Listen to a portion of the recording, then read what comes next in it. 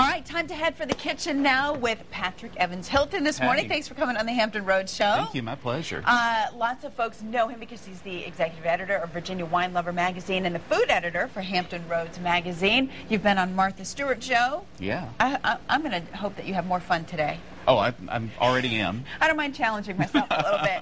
And we're going to make crab cakes today, but probably not like, and you know, folks have made crab cakes on the show before, but not like you were going to make them today. It's got a little bit of a twist to it, yeah. that's for sure. Yeah. Let's let folks know the ingredients that we're going to use, and that's going to give away the twist right there. We're going to list them on your screen, and they're also at thehamptonroadshow.com. Go ahead, Patrick. Sure. Well, we have as a binding ingredient an egg and also mayonnaise to add a little bit of moisture, a little bit of flavor. We have some oyster sauce and also some hot sauce, and then we can't do a crab cake without Old Bay and a little bit of dry mustard and a little bit of black pepper. Then we have some really great back fin crab, and then our secret ingredient is not the cracker crumbs necessarily, it's the popcorn. Popcorn. Popcorn.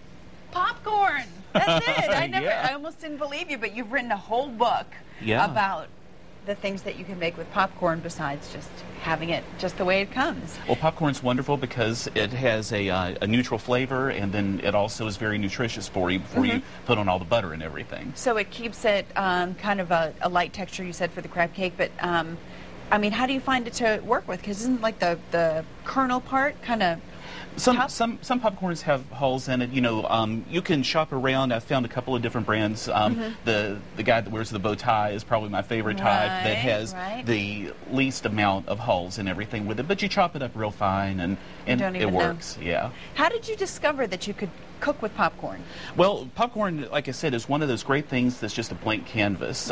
Whether you put something on it or whether you incorporate things in it. Yeah. And so just sitting around and noodling everything, or maybe I should say popping everything in my head, and just thought, well, this would really be a great thing. Some folks would say, well, so are breadcrumbs, but why would you even think beyond Well, breadcrumbs, especially if you're using the whole grain breadcrumbs, they can impart a specific flavor, whereas the popcorn really is more neutral.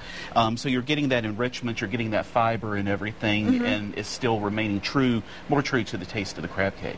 All right, well, let's get going making our crab cake. Yeah. And I know you've got a special event coming up that you wanted to tell us about, I too. picked this recipe to do because it's really thinking about the Chesapeake Bay Wine Classic that's coming up, where it really honors the foods and the wines of our region, and also wines from across the world too. It's coming up this Sunday. I'm lucky enough to be one of the judges for the Smackdown in it, which just really sounds incredible. That's the Iron Chef event. The Iron Chef style event, and some great chefs from our area. It's really, really cool. It's this Sunday at the Virginia Convention Center, and so folks can go and try more than 300 different wines. There's going to be more than 24 restaurants there to sample food, and then there's going to be that Smackdown to watch too. And chefs can get pretty heated in the kitchen. I'm sure they can. All right, we're going to keep working on our crab cake. When we come back, we'll mix in the crab meat and the popcorn and get them cooking. Right now, we're going over to Cheryl.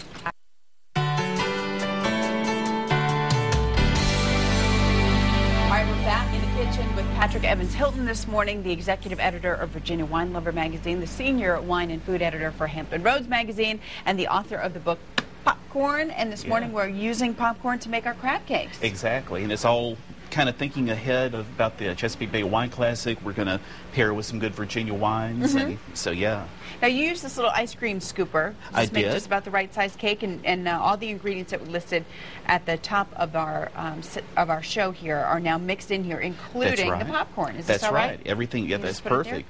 And I like to use the ice cream scoop because it's a very generous portion. We'll flatten it out a little bit before we saute it, but it's a good way to portion everything out equally. Okay. So Now, talk about buying the right kind of crab cake, because I mean, different chefs like to use different kinds, and when folks go to the store to buy crab meat, they may get confused over the options and which is best for this recipe. Exactly. Well, there's of course claw meat, there's back fin, there's jumbo lump. I kind of like for this recipe the back fin because we are using fillers in it. If I was going to make a crab cake that didn't have any fillers in it, I might would use the jumbo lump. And for, you know, if you want to really economize, you're going to have a few more fillers because crab cakes really started as a way to stretch the meat, just like by adding in breadcrumbs to meatloaf. you could actually use the claw meat. So if you were going to make how could you do that? How could you do a crab cake with no filler? I mean, don't you need something you would to have to use you would have to use some a little bit of mayonnaise or egg, or you could also use some cream that was reduced as well to actually kind of bind it all together. But the filler really is kind of optional.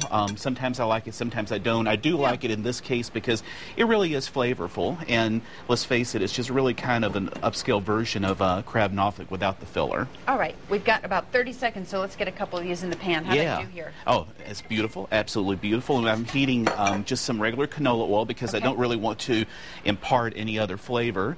All right, so you're just patting down the ice cream scoop just there. a little bit there, and I'm going to get it right on the spatula. And I'm hoping that there's going to be some folks cooking these this weekend at the Smackdown, but we'll see. It's all going to be a secret. And I wanted to mention too that the tickets are still on sale for that event as well. It's going to be a lot of fun. So you can hear that sizzling. Right. So I'm noticing you're being very careful. You're not just dropping them in there. No, number one, I don't want it to splatter all over the place, but also I don't want to break these up too much. And you said they're going to be about 2 minutes on each side. 2.5 minutes on each side. Not very long at all. That oil is nice and hot. In fact, I might turn it down just a tad. And you want to wait till it's GVD. Golden brown and delicious, baby. GVD. Oh, yeah. Oh, okay. GVDB.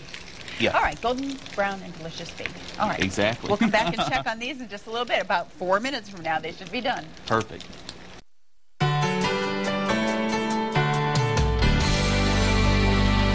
right, our popcorn crab cakes are done. I have to confess, I already took a little bite, and it was delicious, and it was surprising. Not that it was delicious, but that you really don't. I thought it was going to have a different texture because there's popcorn in it, but it was just very light, and you just taste the crab and the spices. I mean, even when you use a breadcrumb or something, you taste the breadcrumbs. I mean, you kind of feel them. You feel the texture. Exactly. The popcorn almost seems like it disappears. Well, if you chop it up really fine, and I'll usually will just use a chef knife, but you could put it in a food processor, and it really does. And then when it gets moist, also it absorbs some of those other, the liquids and all too. So, yeah. It is really, really good. You mentioned how moist the crab cakes are, and they certainly are.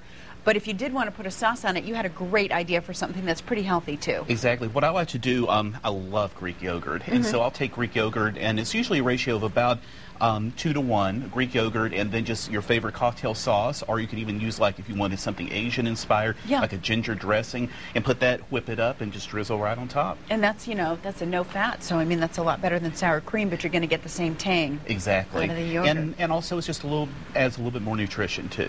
Yeah. Cool. We've only got about a minute left, so let's remind people about the event, and then you can tell me which one of these many wines you'd suggest to go with your crab cake. Sure. Well, the event is going to be fabulous. It's this Sunday at the Virginia Beach Convention Center, the Chesapeake Bay Wine Classic, and all kinds of wine and great food, and the Smackdown, and then here, like you said, I'm the executive editor of Virginia Wine Lover magazine, and I would pair any of these. A really nice crisp rosé or maybe a Viognier would be really good. We have so many wonderful wines in Virginia, and we have a free newsletter too on virginiawinelover.com that folks can sign up and get all kinds of good tips. All right, and if you want more tips from Patrick, you can check out Hampton Roads magazine, Wine Lover magazine, and also if you're really curious about what else you can do with popcorn, he's written this little book called Popcorn. I think Orville Redenbacher may call you and say, hey, I'm working on this crab flavored popcorn, can you help me out? All right, we're going to let you guys try this in just a couple minutes. Thanks, Patrick. Thank you.